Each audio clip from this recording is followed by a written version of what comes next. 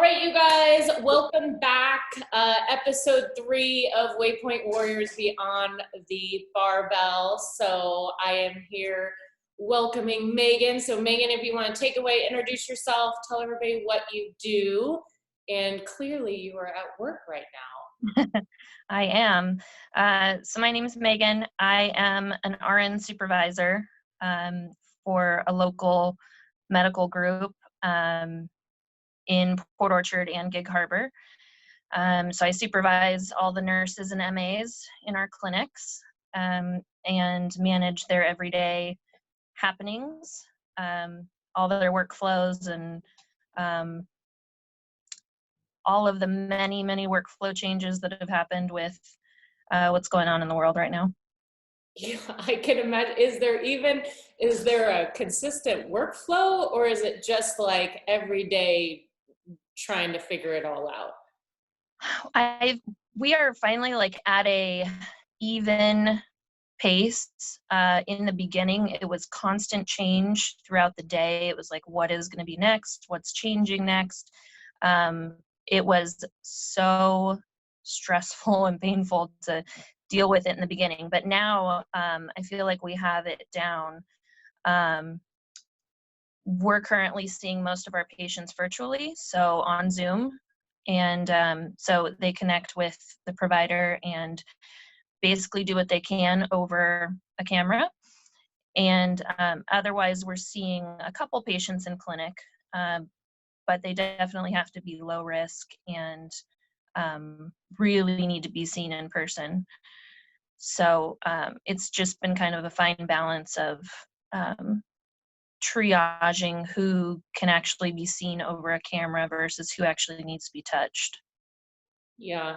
So which part was the most frustrating? Is it just the evolving changes of policy or how you guys were going to handle the virus, or the customers or the people themselves or staff, or all of the above?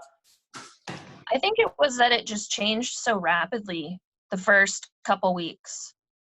And that was no one's doing. It was just what we had to deal with, or what the information that we had, that would come down from the CDC or the governor, then had to filter through our leadership and then down to us. It was just, there was no stopping the constant change. So we just had to be in this constant state of fluid movement and just have to do the best we could with the information and the resources we were given. Mm-hmm. So now that we're kind of at a steady point, we have our workflows, we have our screenings down. I'd say we're in less of a state of chaos.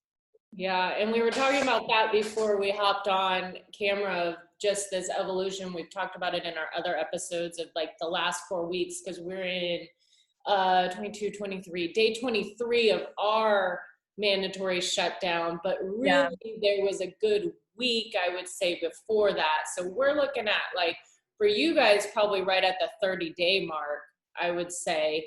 And for anybody outside of the state, I know there's people who haven't quite had this hit their state even in terms of shutdown in this evolution, but it happens so fast. And it's like every day, and that's for us, like the general public. I can't imagine what that's like for you guys. Like even probably in a shift, there's probably multiple changes in terms of. Yeah. We're just constantly trying to think outside the box and serve our patients the best we can, because we still want to be here, even if we're not doing preventative care like we normally do in family practice. I mean, we're still doing preventative care, but just trying to hold it together for our patients, and be here to ease their minds. And those that need care, we're still here. We're still caring for them. And then sending them where they need to go if they do have a COVID related concern. So yeah, we're just constantly evolving. We're starting parking lot nurse visits this week.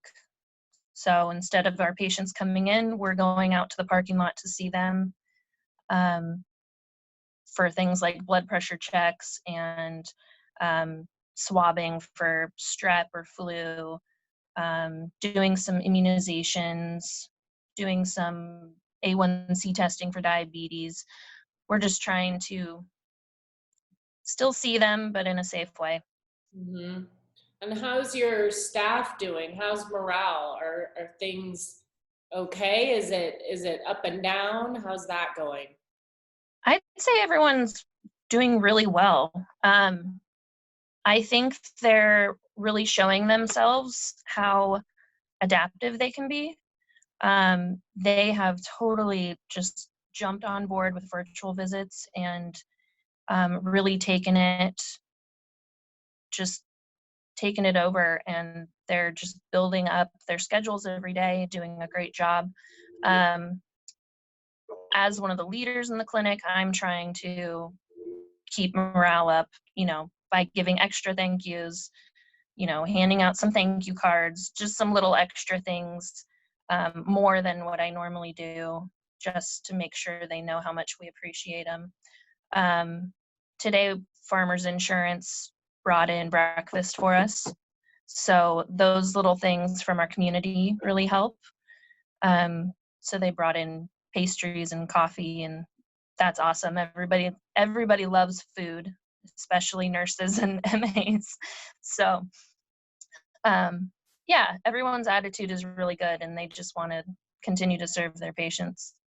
Yeah, that's awesome. That's good to hear. And I think the other thing we were talking about is that uh this idea that you guys are all working, and now we have if anybody doesn't know, now they've canceled school for the rest of the year. And so a lot of you guys, I know that in the very beginning, that was one of the delays in doing shutdowns and stopping the school, was that our Yeah, medical team and our nurses, for the majority, have children at home right, that now you have to worry about. And so I imagine that that's probably, at least for me too, that's almost harder than doing your actual job, is right. to manage that. That's a full-time job. And so how is Hmm. that going for you and your team, and what are you seeing for that? And what do you think, if anything, there can be support other than, what we're already getting from the schools? Yeah. I know for me, that is the biggest struggle in this, is my kids not being in school. Um, I think what they have going on with, using Schoology, and that's all great, but my 8-year-old can't um, make his way to everything on Schoology unless someone is right there showing him, no, you need to go click here and you need to click there, and now it's time to do this part. He's a boy. He doesn't really care. He'd rather just go play video games and watch TV. But even my daughter, she can't find certain things. And so she'll say, well, I'm supposed to be on social studies today, but I don't see anything in the folders. Well, I can't help her. I can't show her what to do because I'm at work. So it's frustrating because, none of us signed up to be teachers also. And I appreciated teachers before now, but oh my goodness, I don't want to be a teacher. um, and it's definitely the last thing I want to do when I've been at work. So we're just trying to muddle through it and get them on a routine and a schedule, which is, again, hard because we're not home. So they're trying to do as much as they can during the day when we're not home. And then we're just following up with them and really just trying our best to help them gain some knowledge during this time. I can't imagine how behind everyone is going to be next year. Yeah. And that worries me. Yeah, I get worried about the not doing anything. I mean, we talked about that. It's tough to, yeah, for a lot of people with younger children, even elementary school, right? We're not talking about little kids, but that middle area of like they really don't need to be watched, but they kind of need to be, directed. And then the teenagers too. It's like, Yeah. what do you do with them? Yeah. It's, yeah, you just create a list and then try to stay on top of that. But if you're not there to make sure that they're doing everything and don't have kids that are, going to mark everything off the list or do it right, Right. it's just hard. And I try not to think about it. Yeah. The school part, I'm like, okay, well, let's just keep busy, and it gets better with the weather changing, for some reason. I feel like it makes it easier. At least you can make them go outside and they're not freezing Right. to death. Yeah. And then you have your workouts. You're still getting your workouts, I see. Occasionally.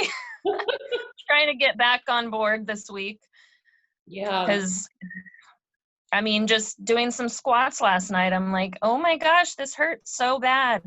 I cannot let this slide anymore. No. 'Cause when the gym does open back up, I don't want to be behind. Yeah, well, I don't think you need to worry about that. I think everybody will just kind of come rolling out of their car Yeah. to the facility.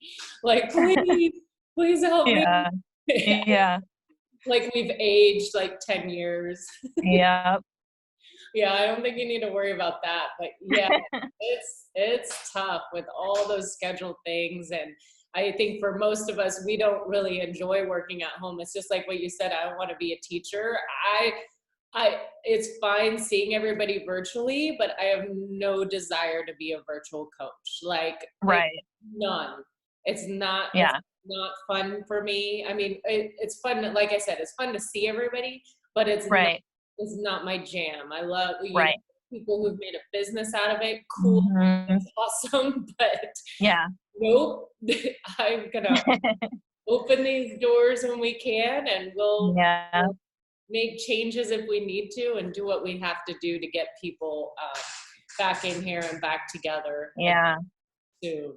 So, well, awesome. Thank you. I appreciate everything that you guys are doing, and I hope that we continue to kind of level out, hopefully, and we're on the other side of this. And yeah, again, thank you for being part of the community. And Thank you for asking me.